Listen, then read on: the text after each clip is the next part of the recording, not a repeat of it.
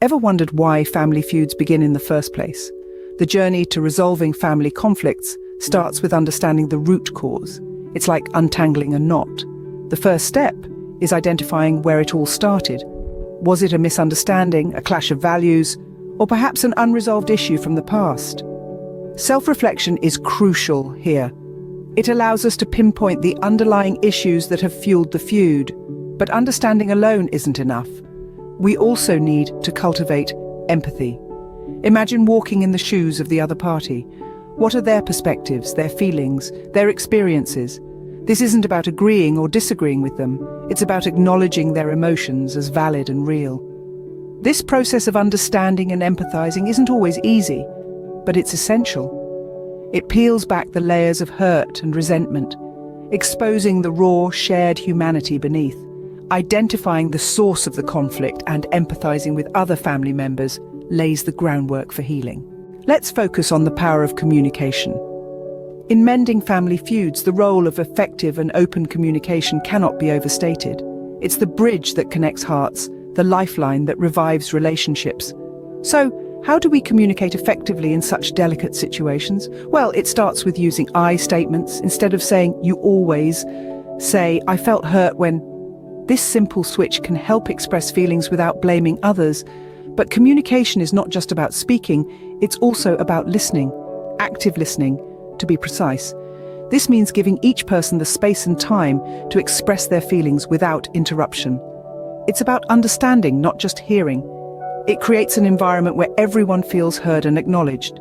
So, whether you're the one speaking or listening, remember to approach the conversation with empathy and respect.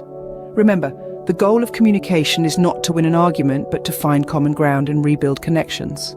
Now, let's delve into the transformative power of forgiveness and letting go. When we talk about mending family feuds, forgiveness takes center stage. It's not about condoning the actions that caused the conflict, but about releasing the heavy burden of resentment that weighs down our hearts. It's about setting yourself free from the shackles of past hurts and opening the door to healing. Letting go, on the other hand, becomes a profound expression of self-love. It's about creating space within you for emotional recovery and new beginnings.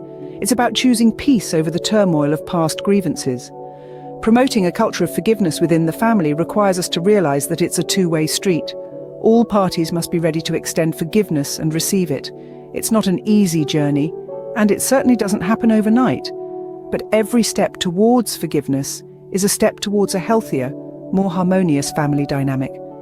While the journey to forgiveness may be arduous, it's a crucial stride toward a healthier, more harmonious family dynamic. Finally, let's explore the delicate process of building trust. Trust is like a fragile piece of china. Once broken, it requires care, time, and skill to mend. It's a delicate endeavor that demands ongoing commitment, patience, and consistency. Trust is not something that can be regained overnight. Rather, it's cultivated over time through a series of positive interactions and consistent effort. At the heart of this process is reliability. Keeping promises, being there when needed, and demonstrating a consistent pattern of positive behavior are essential to rebuilding trust. Remember, it's not about grand gestures, but the little things you do consistently that make a significant impact. Actions do indeed speak louder than words. What you do matters more than what you say. It's crucial to align your behaviors with your intentions, as this alignment is the bedrock of trust. Your actions should reflect your commitment to mending the relationship and your dedication to the family's well-being. Patience is another critical ingredient in this mix. It's natural for trust to take time to rebuild, especially after a significant feud. You may not see immediate changes, but remember, each small step you take is a step closer to restoring trust. Building trust is also about openness and honesty. It's about being straightforward about your feelings, acknowledging past mistakes, and taking responsibility. It's about opening up, being vulnerable, and showing that you're willing to change for the better. One of the most effective ways to build trust is to show empathy and understanding.